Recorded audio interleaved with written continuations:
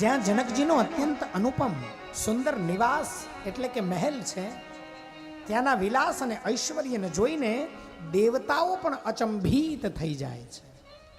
અતિ અનુપ જ્યાં જનક નિવાસુ, બીક અથાહી કહી જ ન શકાય. દેવતાઓ પણ જ્યાં મોહ પામે છે, એવો વૈભવ મહારાજ જનકનો. મનુષ્યોની તો શું વાત કરવી. રાજમહેલના કોટ અને એને જોઈને ચિત્ત ચકિત થઈ જાય. એમ માલુમ થાય, એમ ખબર પડે જાણે તેણે સમસ્ત લોકોની શોભાને રોકી રાખી છે.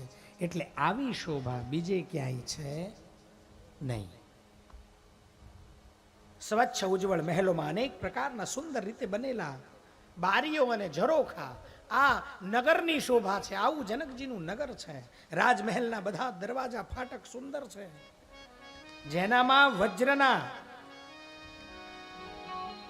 વજ્રના બાણના લાગેલા છે દરવાજા.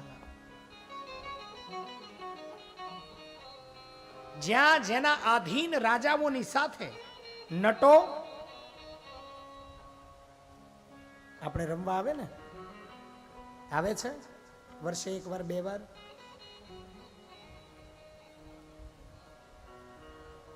એ માગધો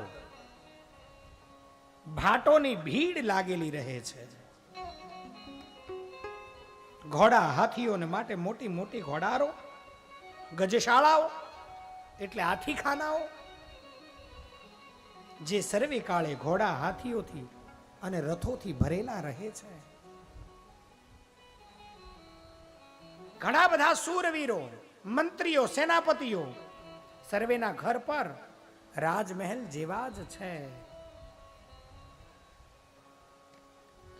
તમને બધાને ખબર છે આ નગરનું વર્ણન હું શું કરવા કરી રહ્યો છું? એક એક વસ્તુ તમને કેમ બતાવી રહ્યો છું? કારણ શું છે ખબર છે? કારણ કે હવે મારી પાસે સમય નથી અને રામજી જો અંદર જતા રહેશે તો પછી ધનુષ ઉપાડવું પડશે, પછી એનો ભંગ થશે, વળી પાછા સીતાજી આવશે, જયમાળા પહેરાવશે ને એ બધું બપોર પછી. અત્યારે થોડું જનકજીના મહેલ વિશે, એટલે સીતાજી કેવામાં રહેતા હતા. આપણી બધી દીકરીઓ આવા મહેલોમાં જ રહે છે, ચિંતા કરવાની નહીં.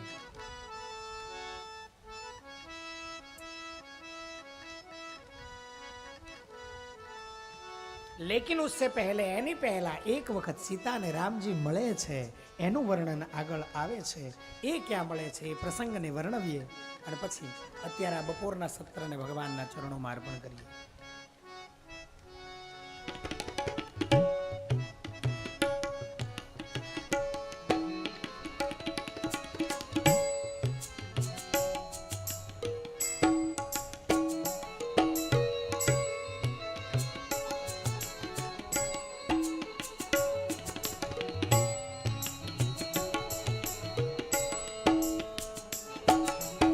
મહારાજ જનક સુધી સમાચાર પહોંચ્યા છે કે વિશ્વામિત્રજી પધાર્યા છે.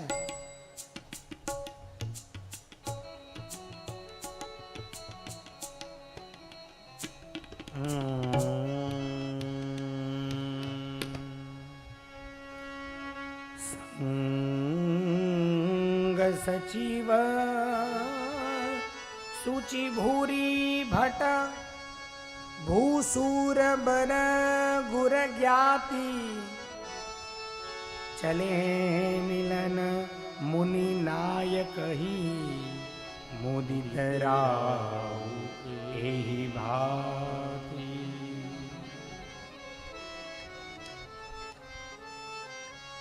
પવિત્ર હૃદયવાળા ઈમાનદાર સ્વામી ભક્ત મંત્રી, ઘણા બધા યોદ્ધા, શ્રેષ્ઠ બ્રાહ્મણ ગુરુ શતાનંદજી પોતાની જ્ઞાતિના શ્રેષ્ઠ લોકોને સાથે લીધા અને પ્રસન્નતાપૂર્વક મહારાજ જનક મુનિઓના જે સ્વામી છે એવા વિશ્વામિત્રજીને મળવા માટે ચાલ્યા છે.